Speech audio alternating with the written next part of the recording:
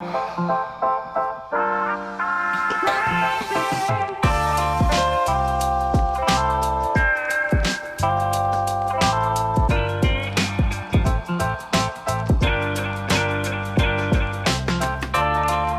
is the 90-90 hip lift with a foam roller hold.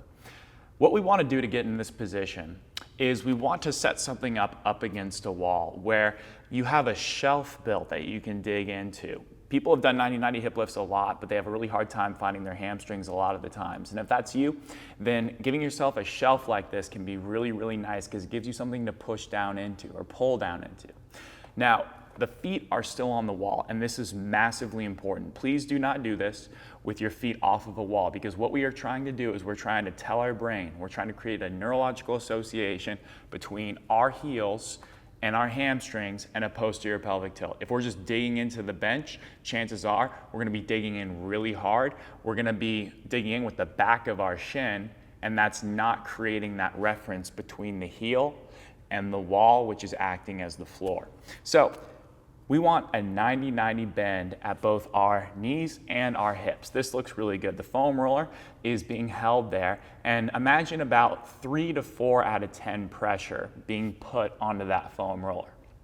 Now, Keith, what I'll have you do is put your hands on your low ribs and then give yourself a nice open mouth exhale, and you should feel that back go into the ground as those ribs go down. Really nice. Now, lift your hips slightly off the ground by digging down onto the wall and that shelf with your heels. And now you've got your hamstrings engaged. Reach down with your palms up. Beautiful. Now, he's gonna just breathe through this. Big open mouth sigh exhales.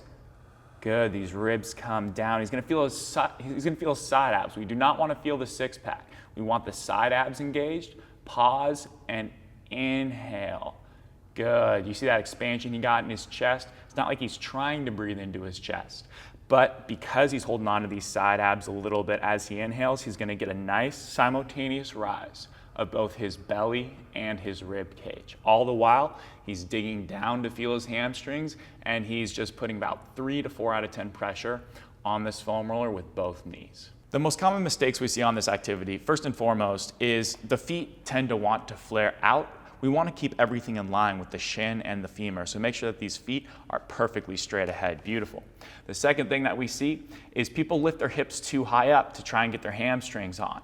So you can get your hips probably pretty high up in this position, but we don't want to get them so high up that you basically lose your posterior pelvic tilt, and also you lose reference of your low back into the ground. So make sure your low back is being pressed into the ground, your hips are off the ground. That should give you plenty of hamstrings. If you want to go a little bit higher than that, that's okay, as long as you're not going so far that your entire low back comes off of the ground.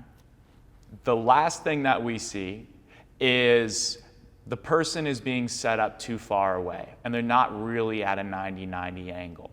You want to make sure that you're checking yourself on your phone, in a mirror, a camera, whatever, that you can really achieve that 90-90 position. And if you're too far away, chances are you're going to dig down with your forefoot and your toes more than your heels, and it's not going to feel quite as nice.